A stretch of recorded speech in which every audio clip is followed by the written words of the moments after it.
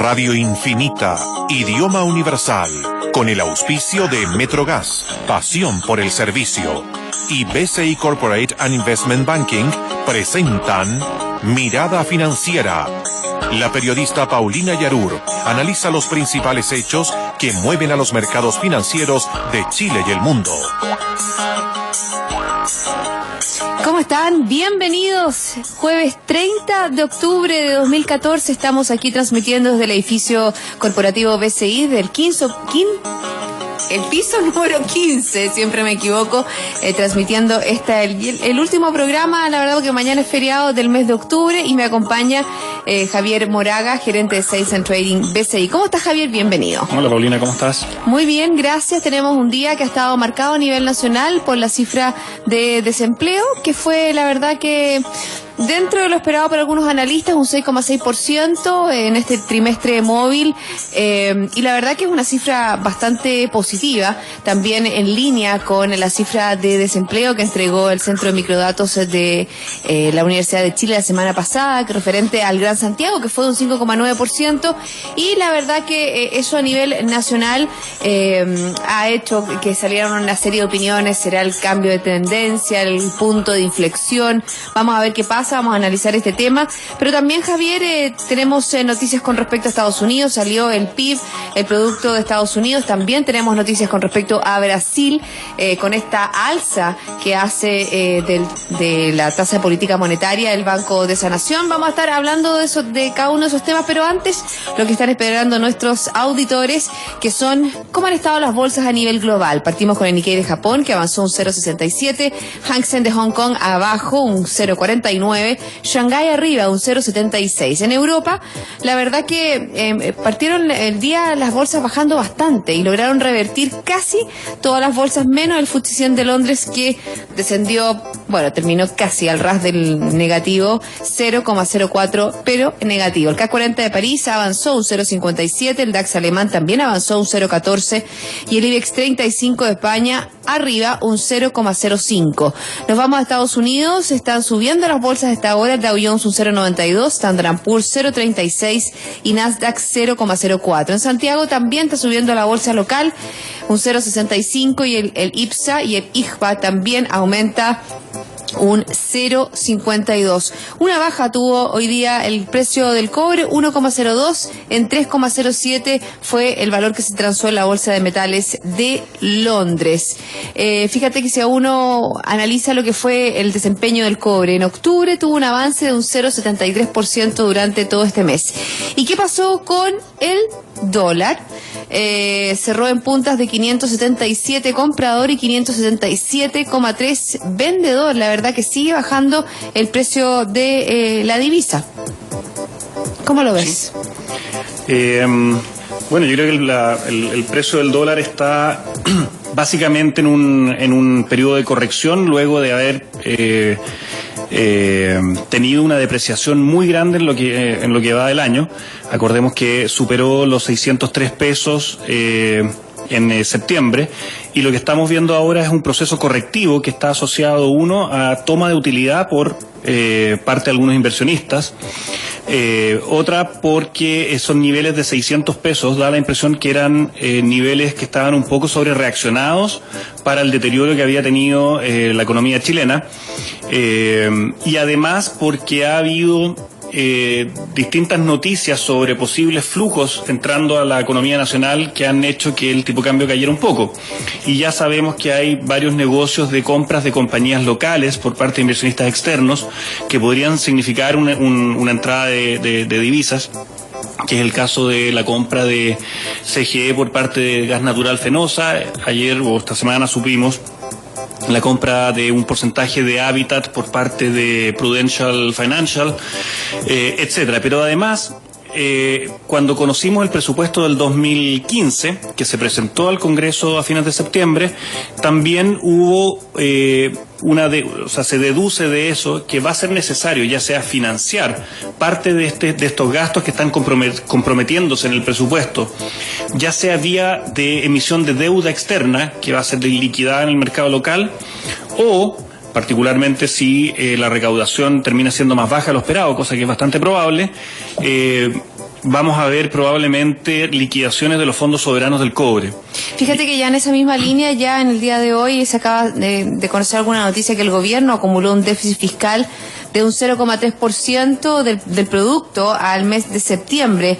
El director de presupuestos, Sergio Granados, precisó que el saldo negativo alcanzó los 671,6 millones de dólares los primeros 9 meses de este año. Un poco contingente con lo que tú estás hablando. Sí, y ahora de hecho es bastante leve ese déficit, considerando que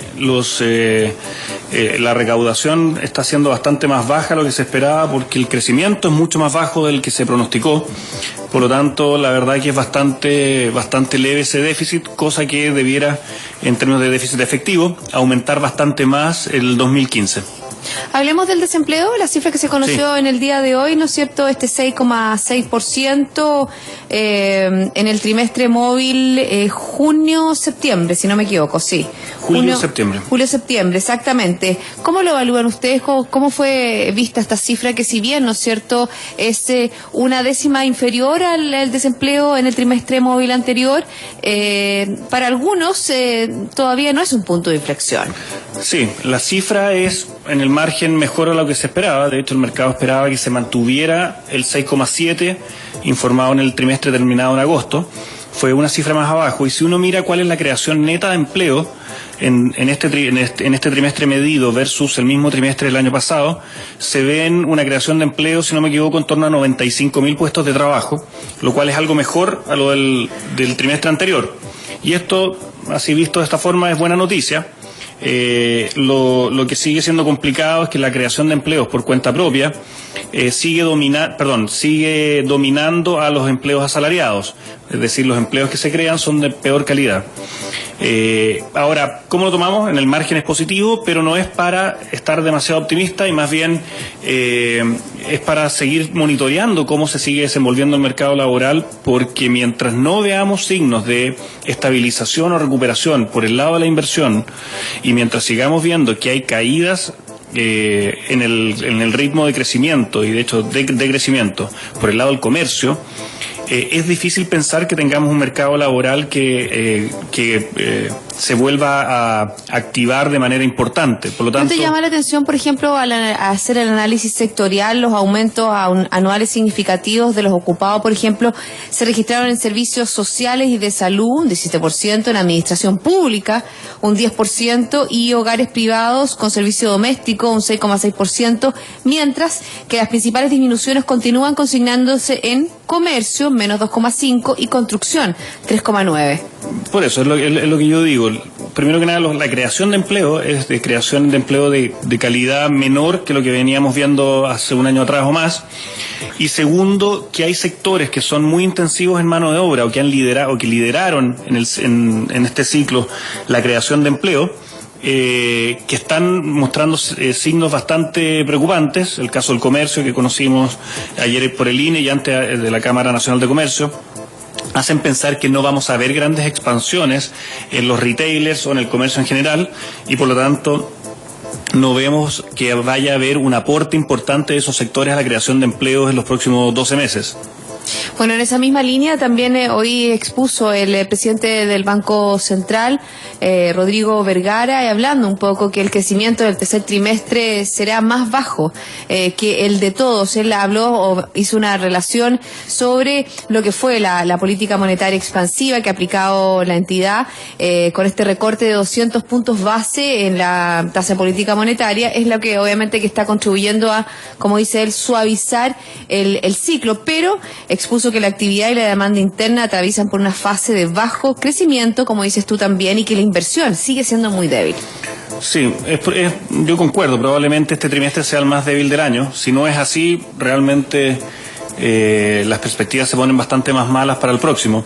Pero sí debiéramos ver que este trimestre termina con un crecimiento en torno a 1 a 2%, 1,5%, dependiendo de qué cifra muestra el Banco Central en el IMACEC de septiembre, que lo vamos a conocer la próxima semana. ¿Cuál es la estimación que hacen desde un 1,7 a un 2, y tanto? Después de conocidas las cifras de ayer, las cifras sectoriales del INE, las expectativas se movieron en un rango amplio entre 1 y 2%. más o menos. O sea, el más optimista espera que esto más o menos crezca un 2%. Lo cual es una cifra bastante mala y hará que el trimestre termine también en torno a 1,5%. Otra de las cosas, por ejemplo, que recogían los analistas era la importancia que tenía el sector manufacturero en todo lo que va a ser el IMASEC. Entonces, obviamente que cuando el sector manufacturero está tan bueno, puede ser que el IMASEC se tiña más de positivo. Sí, ahora el sector manufacturero dentro del total del producto y del empleo no es particularmente grande, por lo tanto el impacto ¿Cuál es el más de eso, influyente? El sector, si no me equivoco, servicios. Por lo tanto, no hay una, digamos, si lo ponderas por la participación en el producto, ese crecimiento va a tener un impacto positivo indudable, y eso hace que las expectativas se hayan movido más a 1,5-2% del IMASEC, pero no van a generar una gran diferencia, y contra eso tienes que la minería también cayó bastante, sí. y que además el comercio cayó. Entonces ya tienes ahí un tema... Cayó ayer supermercados, comercio y minería. Por eso. Exacto. Entonces eso va a compensar esa sorpresa positiva que tuviste por el lado de la industria. Bueno, vamos a ver qué pasa, vamos a estar atentos, por supuesto, a esta cifra de IMASEC de la próxima semana. Y bueno, y a nivel local también el tema, por ejemplo, de la reforma laboral pareciera que se está suavizando un poco. Hemos visto declaraciones donde la ministra Javiera Blanco como que suaviza un poco el tono de la reforma laboral. Ahí también, ¿no es cierto?, hay ciertos roces que pueden generarse con la CUT por las expectativas, pero yo creo que hay un cambio de visión, un poquito un cambio de tono del gobierno. Fíjate que se ha mostrado cauteloso ayer el ministro cuando se supieron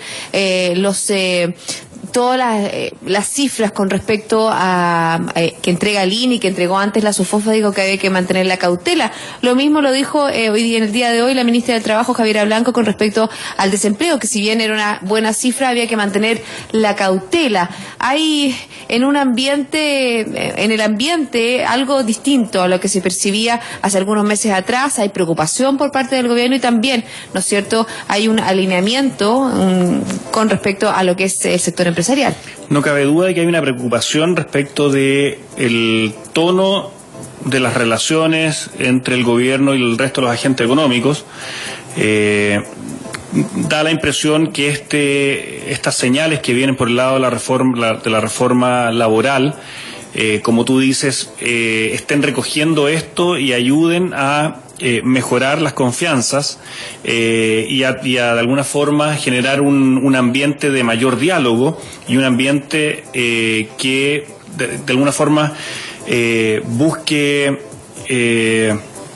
ecualizar las distintas reformas de una manera que cause el menor daño real a la actividad económica, a la inversión y también a las expectativas, y por lo tanto este esfuerzo es valorable. Ahora, no es suficiente para generar un cambio de estado de ánimo persistente y duradero, y esto tiene que ver más bien por más hechos concretos. O sea, aquí hay que ver efectivamente cómo termina viniendo la reforma laboral y si el gobierno está dispuesto a correr el costo político que tú dices de tener una CUT que no va a estar contenta, y o de miembros de la nueva mayoría del ala más izquierda que también van a ver esto como una desviación respecto al programa de gobierno. Una no promesa de campaña. Por lo tanto, hay que ver si el gobierno está dispuesto realmente a jugarse parte del capital político en esto. Y además hay un montón de otras decisiones que el gobierno puede tomar o acelerar que ayudarían también bastante más a generar más espacio al sector privado.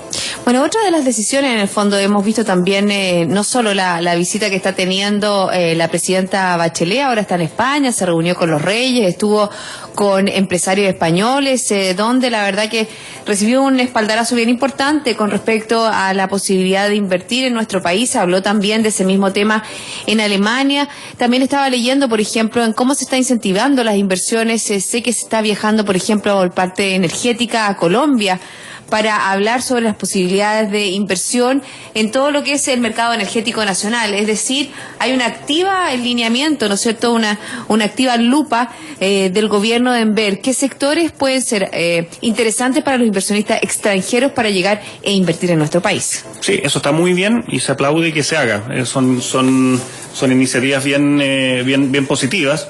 Ahora, al momento de realizar las inversiones, los distintos inversionistas van a hacer el análisis completo, van a hacer un análisis económico, van a hacer un análisis financiero, van a revisar el entorno, van a ver si las reglas de juego o la regulación son regulaciones estables, etcétera. Y cuando hacen eso, cuando hay una decisión de invertir en Chile, es porque, si efectivamente se realiza, es porque Chile superó alternativas de otros países en términos a todo esto que estamos hablando. Y ese es el análisis que va a hacer cada inversionista respecto de una posible nueva inversión en Chile. Bueno, y nuestro país, si tomamos tampoco las cifras, viene bajando en su numeración en el puesto en Doing Business. La verdad que nos pasaron 2 países de Latinoamérica, como es Colombia y Perú, y obviamente que ahí es muestra, ¿no es cierto?, son los ejes de atención que a lo mejor también está mirando el gobierno y está mirando para hacer un mejoramiento en esa área. Hacemos una pausa, estoy conversando con Javier Moraga, gerente de Sales and Trading BCI, y yo les quiero comentar que en sus decisiones financieras BCI Corporate and Investment Banking está junto a usted con un modelo de atención integral único que aporta valor y una ejecución distintiva. Sentémonos a conversar. Y fuimos pioneros al soñar y traer desde tierras lejanas el gas natural. Con trabajo y pasión nos mueve por alcanzar el bien común y la calidad de vida. Promesa de una sola y verdadera palabra: servir. Metrogas, pasión por el servicio. Ya volvemos con más Mirada Financiera.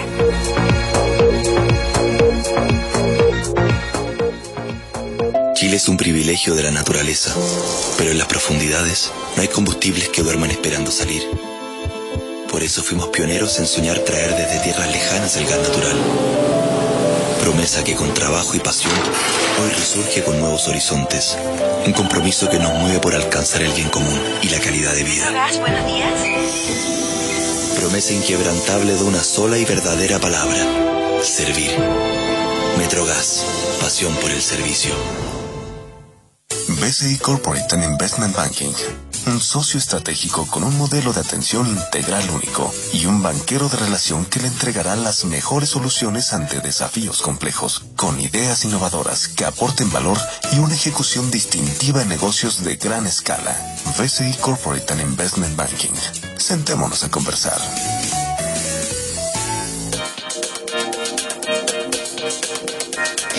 Estamos de vuelta aquí conversando con Javier Moraga, gerente de Sales and Trading en Mirada Financiera. Javier, viajemos un poco al exterior. Feliz. Vámonos a Estados Unidos. Partimos con las minutas, ¿no es cierto?, de la Reserva Federal. No las minutas, sino que las declaraciones de Janet Yellen, que la verdad que fueron esperadas por el mercado, pero no dijo nada nuevo. Que el estímulo monetario lo confirmó, que se termina en noviembre con este remanente de $15.000 millones, la compra, ¿no es cierto?, de activos que ha hecho durante casi 2 años la Reserva Federal, finalizando un proceso para ayudar a reactivar la economía estadounidense luego, ¿no es cierto?, de esta gran crisis subprime a partir del año 2008.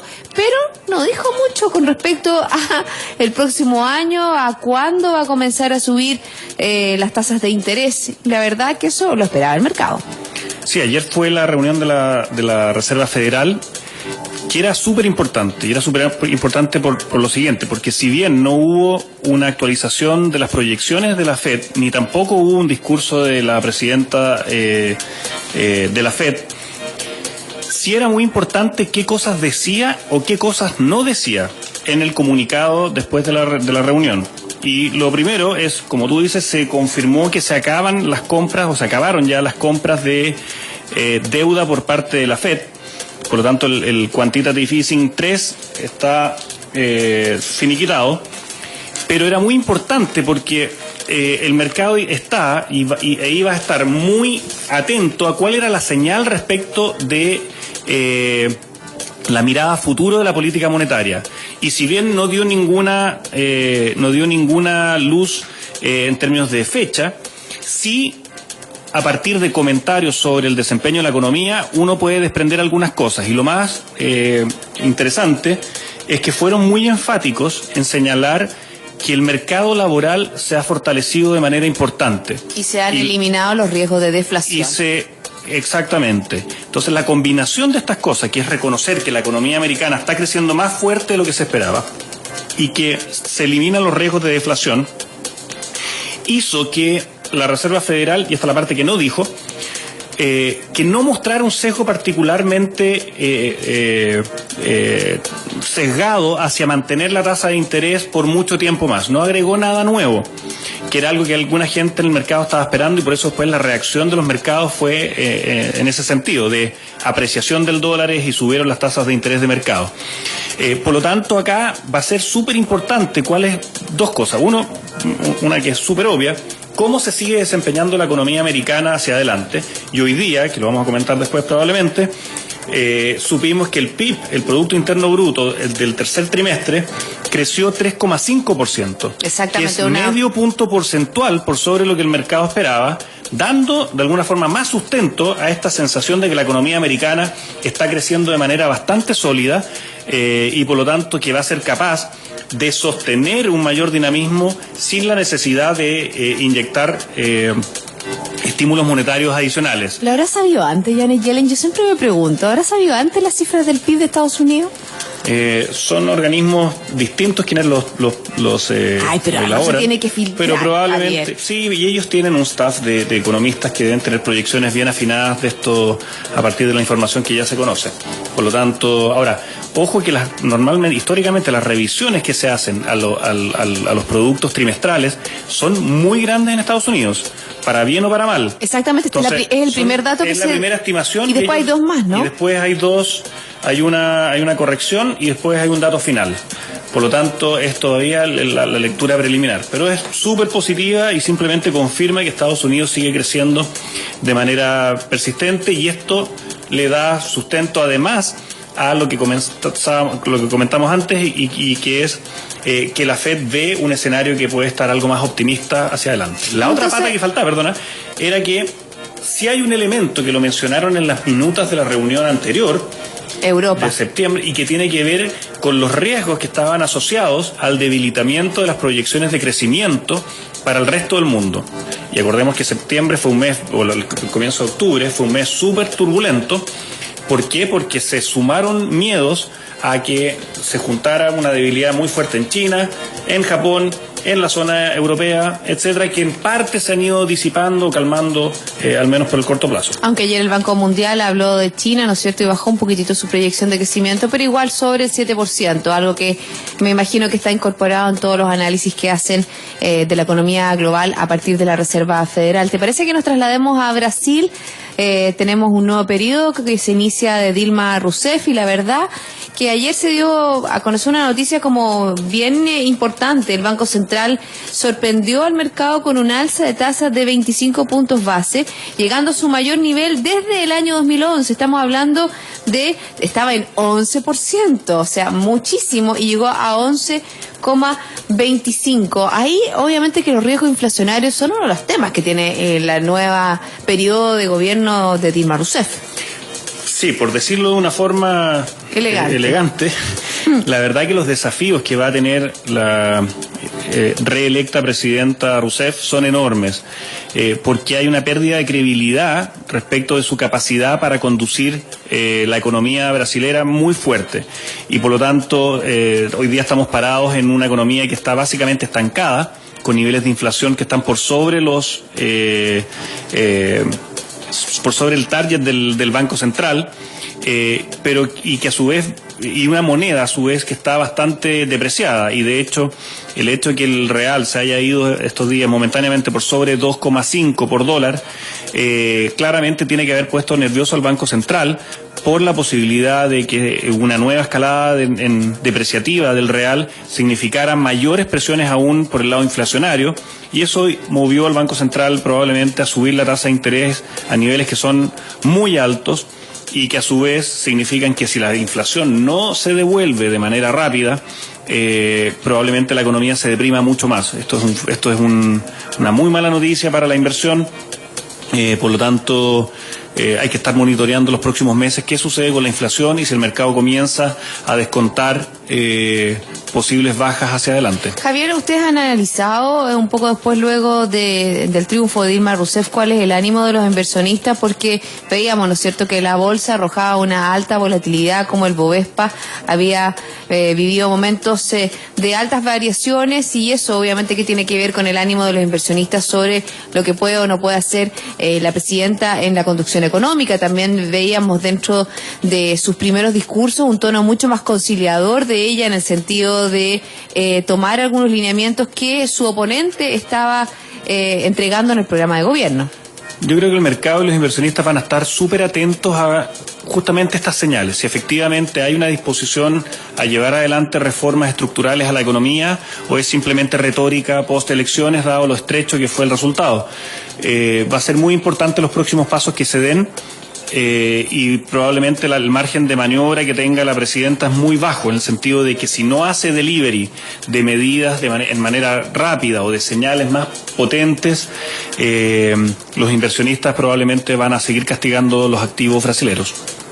Bueno, vamos a ver qué pasa con respecto, ¿no es cierto?, al gigante latinoamericano, y obviamente que eso también repercute a todo lo que pueda pasar en nuestro país. Tengo una mirada rápida a Europa, Javier, que hay algunos datos que tienen que ver con la confianza económica. Fíjate que anota su primera subida en 4 meses durante octubre. También hay buenos datos, cae el número de desempleados en Alemania, y la tasa se mantiene en un 6,7% en octubre. Sabemos que la situación de Europa es más bien complicada. También durante esta semana hemos visto la evaluación que se hizo con este test de esfuerzo que hizo Mario Draghi a los bancos europeos, que dentro de todo sacaron bastante buena nota. Sí, en esta segunda mitad del mes se conocieron cifras algo menos malas en Europa, y algunas que puedan ser un poco más destacables. En el caso de Alemania, efectivamente, algunas encuestas de expectativas han mostrado cifras algo más arriba. El mercado laboral también dio señales de menor debilidad, y ha pasado lo mismo en otros países, pero son básicamente volatilidades dentro de una tendencia de la economía europea que es bastante poco auspiciosa, en el sentido de que vamos a tener crecimientos muy cercanos a cero en los próximos trimestres. ¿Tú estás muy negativo con respecto a Europa? Sí, lo que pasa es que yo veo que se están cargando los dados o la mano a lo que pueda realizar el Banco Central con la política monetaria. Y hoy día la política monetaria ya ha hecho un esfuerzo enorme. Las tasas están en cero, básicamente. Las tasas de mercado, incluso. Las tasas de mercado están extremadamente bajas y la economía no logra partir. Por lo tanto, no veo que haya un efecto muy grande en nuevas medidas de estímulo monetario, como podría ser una compra de bonos soberanos. Por lo tanto, no da para ser muy optimista en la medida que no veamos reformas importantes en los países que están con mayores problemas, que Francia e Italia. Y si no vemos un poco de flexibilidad además en el gobierno alemán para, entre otras cosas, poder implementar planes de gasto fiscal mayor que permitan reactivar la economía. ¿Tú lo ves como posible que Angela Merkel cambie un poco su austeridad extrema fiscal? Yo creo que las presiones que debe estar sintiendo hoy día son enormes, cosa de ver el Economist, la revista El Economist de la semana pasada, o la que todavía está vigente, donde desde el titular hasta todos los artículos adentro hablan sobre eso. Y probablemente los gobiernos de los otros países deben estar pidiéndole que contribuya a Alemania, incrementando el gasto fiscal y haciendo que se reactive la demanda por productos dentro de la región. Bueno, vamos a ver qué pasa, cómo está el mundo, pero en varios días más, porque mañana es feriado. Terminamos el programa de hoy. Javier, 1.000.000 de gracias por haberme acompañado. Muchas gracias, buen fin de semana. Igualmente para ti, a todos ustedes, que pasen un excelente fin de semana. Nosotros nos reencontramos el lunes a las 2 para dar una nueva mirada financiera.